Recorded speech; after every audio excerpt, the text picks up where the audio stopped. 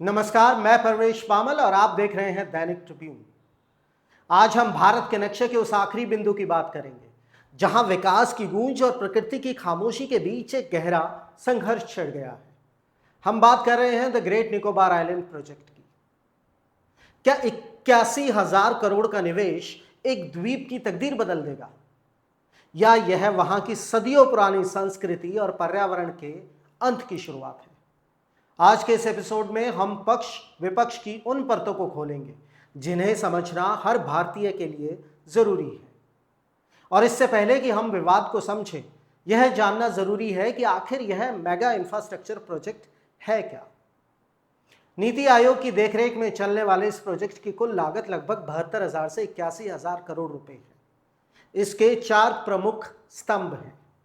पहला, international container transshipment terminal. यह इस प्रोजेक्ट का दिल है जो गलाथिया बे में बनेगा। दूसरा, ग्रीनफील्ड एयरपोर्ट, एक अंतरराष्ट्रीय हवाई अड्डा जो नागरिक और सैन्य दोनों जरूरतों को पूरा करेगा। तीसरा, एक टाउनशिप, एक आधुनिक शहर जहां भविष्य में लाखों लोगों के बसने की योजना है। और चौथा, एक पावर प्लांट, 450 मेगावाट का गैस और सौर ऊर्जा आधारित प्लांट। सरकार का मानना है कि यह प्रोजेक्ट भारत के लिए जियो स्ट्रेटेजिक तौर पर बहुत जरूरी है। ग्रेट निकोबार मलक्का स्टेट के बेहद करीब है, जहां से दुनिया का लगभग 1/3 व्यापार गुजरता है। अभी हमारा कार्गो कोलंबो या सिंगापुर जैसे विदेशी पोर्ट्स पर निर्भर करता है। नया पोर्ट बनने से हमारी निर्भरता कम होगी और विदेशी मुद्रा बचेगी।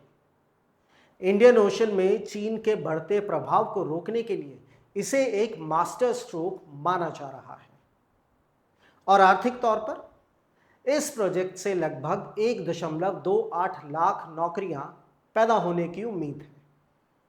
नेशनल ग्रीन ट्रिब्यूनल यानी एनजीटी ने भी इस प्रोजेक्ट को एनवायरमेंटल क्लियरेंस दे दी है। एनजीटी का कहना है कि देश की सुरक्षा और अर्थव्यवस्था के लिए इस प्रोजेक्ट को पर्याप्त सुरक्षा उपायों के साथ आगे बढ़ना चाहिए। सरकार ने वादा किया है कि कछुओं और कोरल्स को बचाने के लिए नई वाइल्ड लाइफ सेंचुरी और रिसर्च स्टेशन बनाए जाएंगे।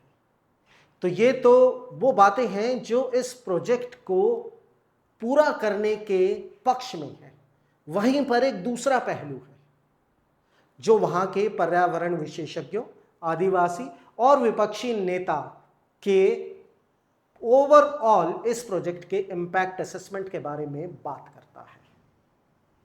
विपक्षी नेता इस प्रोजेक्ट को एक बहुत बड़ा स्कैम बता रहे हैं।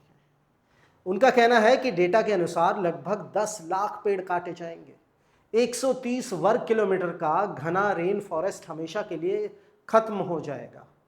गलाथिया बे, जो ज्वाइंट लेदर बैक कछुओं का ब्रीडिंग स्थल है और एक वेटलैंड है, वहां पोर्ट बनने से इकोसिस्टम तबाह हो सकता है।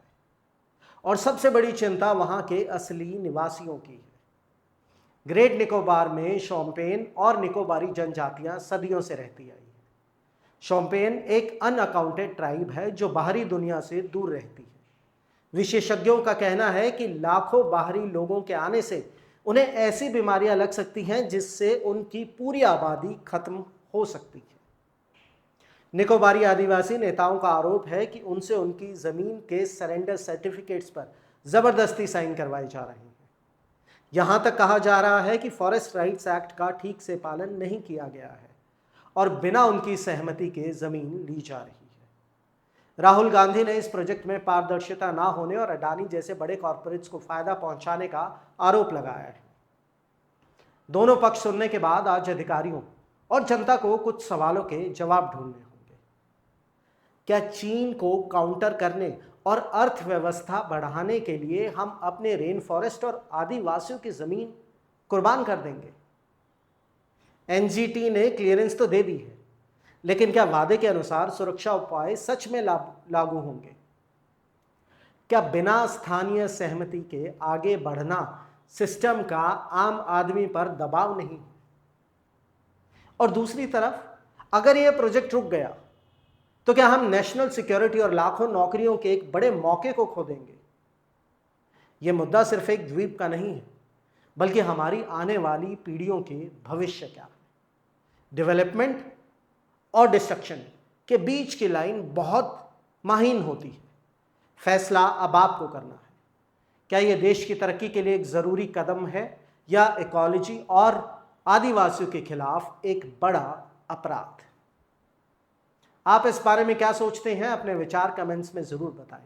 अगर आपको लगता है कि ये बहस हर आदमी तक पहुंचनी चाहिए तो इस वीडियो को शेयर करें। मैं परवेश पामल, दैनिक ट्रिब्यून के लिए धन्यवाद।